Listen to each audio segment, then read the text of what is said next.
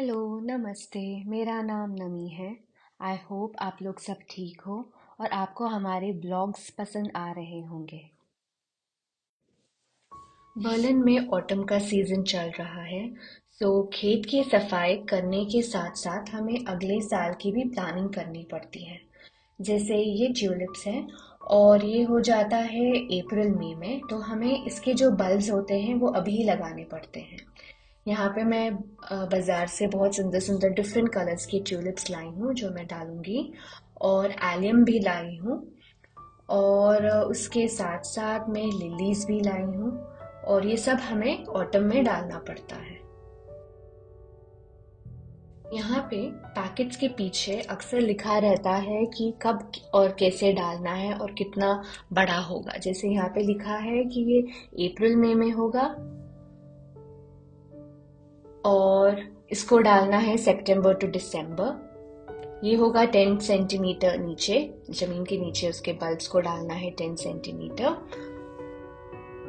और 7 centimetre distance होना चाहिए, जितना धूप चाहिए इसको।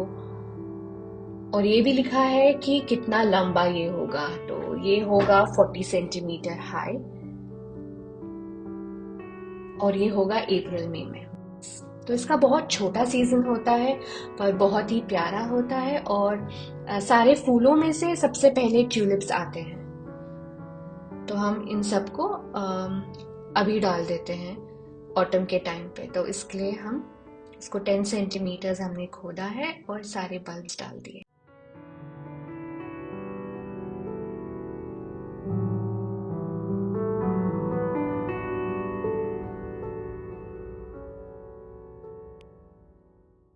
और इस जगह मैं यहाँ पे एलियम डाल डाल रही हूँ। ये भी एक तरीका का फूल है और ये काफी लंबा होता है, और फिर ऊपर से गोल आकार में अलग अलग कलर के फूल आते हैं। तो ये होता है ट्यूलिप्स के तुरंत बाद, और पर ये ज्यादा देर रहता है। और ट्यूलिप्स इतने दिनों तक नहीं रहता है। लाइक मैक्सिमम ट्यूलिप्स रहता है 1 महीना, उसके बाद ये खत्म हो जाता है।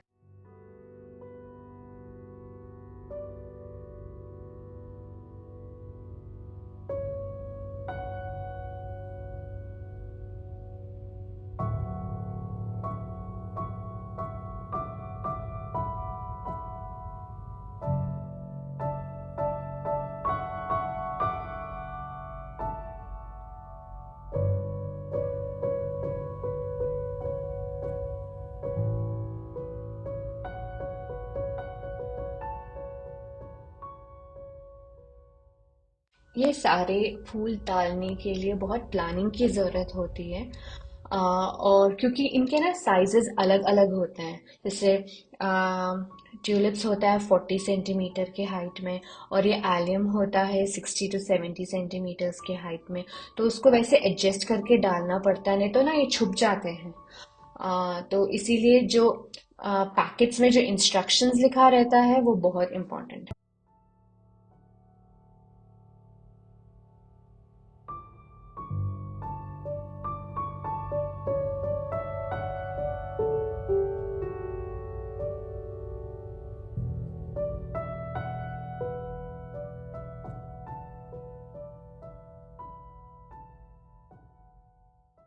यहाँ मैं डाल रही हूँ मरून और वाइट कलर के ट्यूलिप्स। और जैसे आपको मैंने बोला कि यहाँ पे सारे इंस्ट्रक्शंस लिखे रहते हैं, तो वो बहुत आसान हो जाता है हमारे लिए।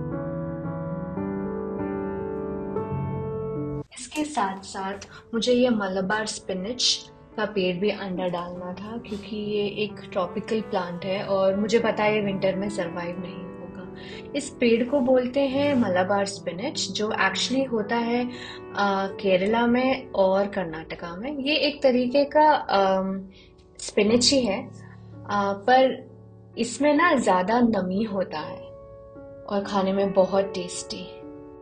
जब मैं ये पेड़ लाई थी तो ये काफ़ी छोटा था, और ये समर ये इतना बड़ा हुआ कि मुझे इसके लिए बहुत सारे सपोर्ट डालने पड़े। तो इस पेड़ को धूप बहुत पसंद है और ये बहुत जल्दी बढ़ता है।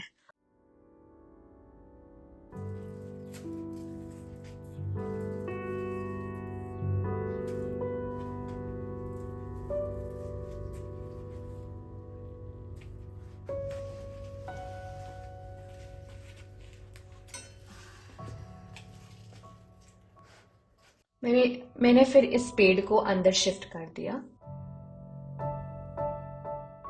मैंने एक और फूल डाला है जिसको यहाँ पे बोलते हैं नार्सिसस, और इसको इंग्लिश में बोलते हैं डैफोडिल्स। ये भी बहुत सुंदर होता है और ये मोस्टली येलो या वाइट कलर में होता है।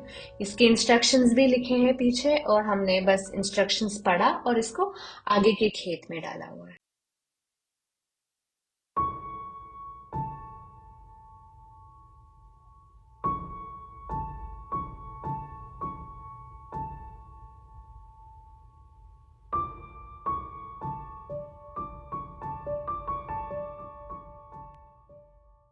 ये मैंने यहाँ पे एलियम डाला है, और ये छोटे छोटे पेड़ होते हैं 70 सेंटीमीटर्स हाइट के।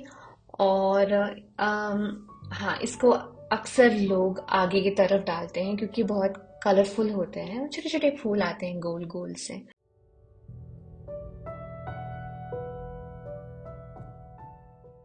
इतने पेड़ डालने के बाद आई होप कि ये सब बहुत अच्छे से आए स्प्रिंग में, and I am waiting for it. तो आई कीप यू अपडेटेड कि ये कैसे आएंगे और कैसे हो रहा है स्प्रिंग में।